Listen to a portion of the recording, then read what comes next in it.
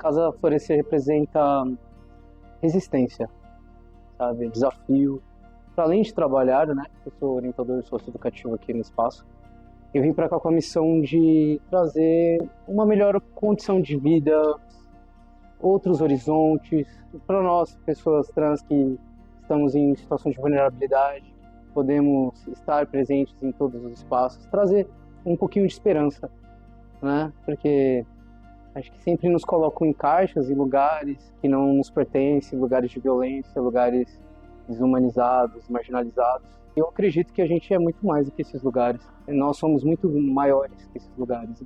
Eu trabalho com outro público, né, em situação de vulnerabilidade, que é com dependência química. Já me vi em algumas situações parecidas, né, em situação de vulnerabilidade, em situação de rua, e recebi a oportunidade de participar de um projeto que era o Consultório na Rua, para cuidar dessas pessoas, trazer um pouco mais de dignidade, um cuidado de saúde, um autocuidado, mesmo nas situações mais drásticas, né, de uso. E aí trazer esse cuidado de saúde, pensar que a gente pode, mesmo que em situações de marginalização, de dependência química, de uso abusivo, a gente pode cuidar, né, das nossas emoções.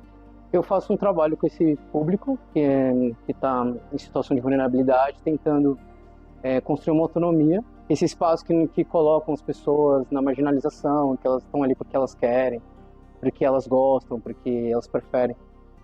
E tem todo um contorno, todo um contexto, todo um meio que envolve, né, que vai fazendo essa pessoa viver em situação de vulnerabilidade, vai trazendo um contexto marginalizado e que vai deixando essa pessoa fragilizada para que ela chegue a uma situação, né, drástica, como a gente vê aí diversas pessoas em situação de vulnerabilidade, que devido a todas essas violências, inclusive as meninas trans, elas trazem uma questão muito complexa também, né? A marginalização, a rejeição, o espaço de abandono, né? Eu sou abandonado primeiro na minha infância, primeiro na minha casa, primeiro nos locais que era para me ser acolhido, recebido, bem tratado.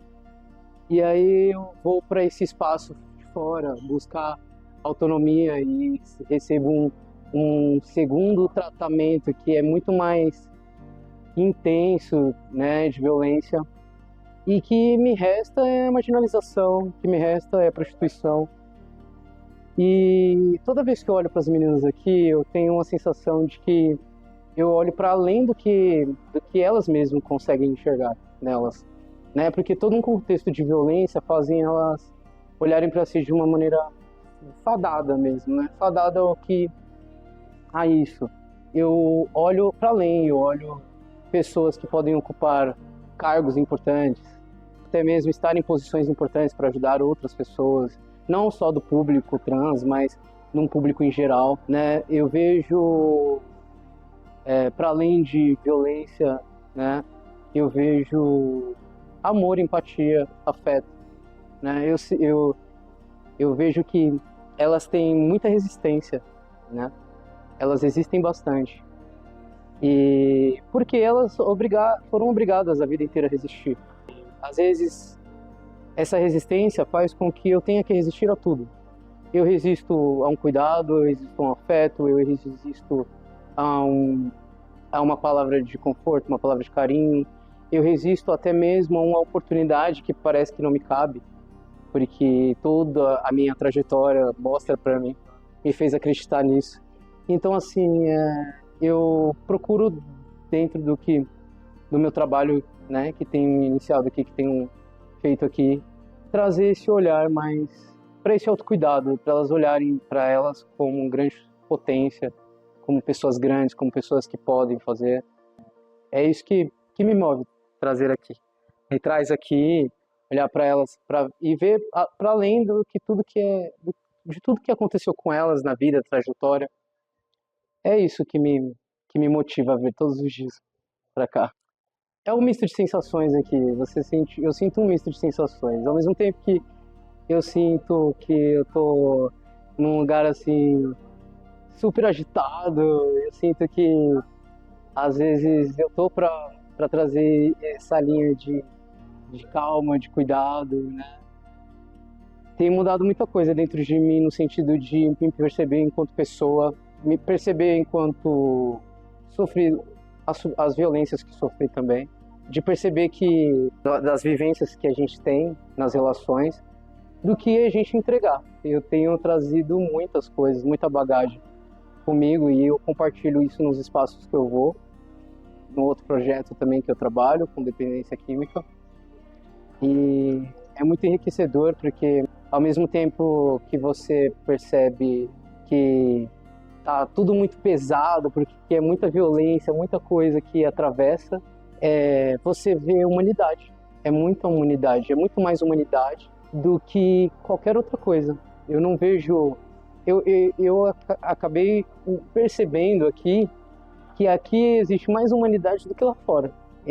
Dentro, no meio dessa violência mesmo, né? Mesmo no meio dessa coisa do eu tô resistindo, eu tô irritado, eu tô estressado, eu sofro com esses preconceitos, né? Você vê por humanidade que isso vai se renovando a cada contato, a cada conexão, né? A humanidade ela vai se renovando, as pessoas vão se conhecendo, vão compreendendo mais um ao outro, vão tendo mais empatia com a dor do outro. É difícil quando as pessoas apanham muito, né, nos espaços, né, nas relações, elas ficarem dispostas a se relacionar.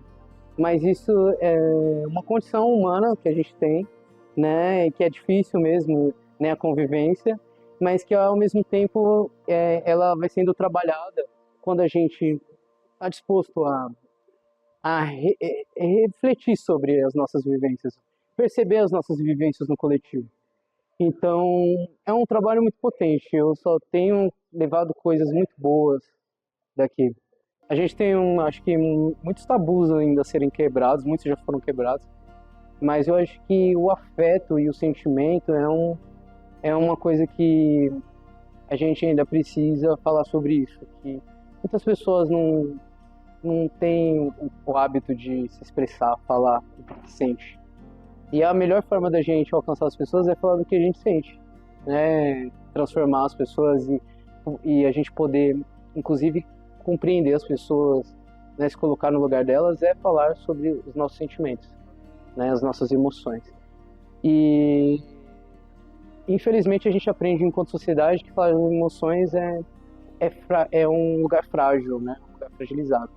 E eu acho que é o contrário, é um lugar muito potente, onde você potencializa muita coisa, porque ao mesmo tempo que você vai entendendo das suas emoções, compreendendo dos seus sentimentos, vai se expressando, vai trazendo isso para as pessoas, né, mostrando os seus sentimentos, você vai se compreendendo, as pessoas vão se identificando, as pessoas vão também trazendo seus sentimentos, tudo vai evoluindo, porque as pessoas vão se analisando, se conhecendo, se percebendo enquanto pessoas, percebendo suas ações.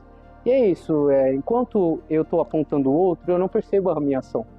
A gente está muito mais acostumado a apontar, é isso que a sociedade faz, né, apontar e julgar o que o outro faz.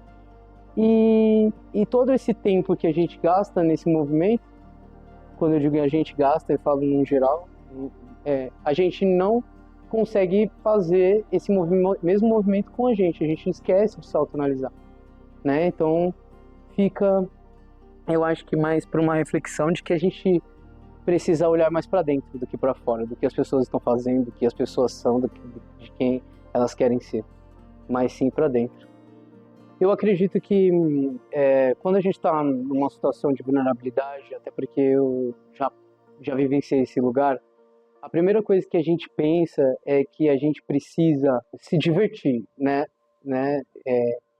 Ocupar a nossa vida com algo que vai nos tirar aquela frustração, né? Que vai remediar aquele sintoma, aquela ausência de afeto, aquele abandono, aquela rejeição. E aí a gente acaba encontrando no meio do caminho, né? Muitas coisas que podem momentaneamente trazer um prazer momentâneo quando a gente está numa situação difícil, é pensar o que que eu estou fazendo aqui, qual que é a minha função neste lugar, por que que eu vim aqui, o que que eu estou fazendo aqui, se perguntar enquanto pessoa, o que que eu represento neste lugar, porque a nossa identidade ela se perde nesses lugares, né? Às vezes a gente vai se deixando levar por ambições, por conexões erradas, por falsas amizades, né? Por pessoas que estão em sofrimento também, porque eu acredito que falsas amizades, pessoas infelizes, pessoas que violentam, são pessoas que estão também fragilizadas emocionalmente, são pessoas também que estão com, com vários sentimentos complexos dentro de si e que não vão saber te levar para um melhor caminho, né? Então, assim, tentar não perder a humanidade e a identidade, de se perceber, olha, eu estou aqui agora e é isso, o que eu estou fazendo aqui agora e o que eu quero aqui agora, qual que é a minha função aqui agora. E procurar sempre assistência de profissionais, né? Profissionais, às vezes a gente tem um tabu, não vou falar com a polícia, sofri uma rejeição aqui, sofri uma rejeição ali, mas esses serviços, qualquer serviço, ele é promovido por pessoas, né? E as pessoas falham. Você precisa buscar uma ajuda, né, de um profissional que possa te orientar no melhor caminho para que você vá saindo dessa situação de vulnerabilidade, né? Profissional de saúde, às vezes um policial, às vezes um projeto social, né? A gente sempre vai encontrando nesses lugares projetos que estão dispostos, né, a ajudar, né, a cuidar, a levar abrigo, levar alimento, né? E nesses lugares a gente pode, né, falar das nossas intenções, de quem a gente é e para onde a gente quer ir. Que aí eu acredito que a gente vai se conectar com as intenções das pessoas também. É isso.